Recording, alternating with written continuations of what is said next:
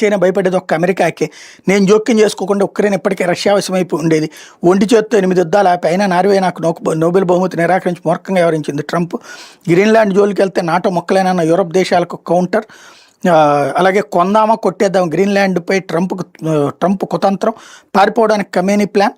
కుటుంబంతో సహా రష్యా వెళ్ళిపోవడానికి ఇప్పటికే ప్రణాళిక. రష్యా చమురు ట్యాంకర్ను స్వాధీనం చేసుకున్న అమెరికా అన్నటువంటి వార్తని ఇక్కడ ప్రధానంగా హైలైట్ చేశారు. లేకపోతే జగన్ హయాంలోని సీమ ఎత్తిపోతలపై స్టీల్ ప్లాంట్ భూములను ఇతర అవసరాలకు కేటాయించేది లేదు.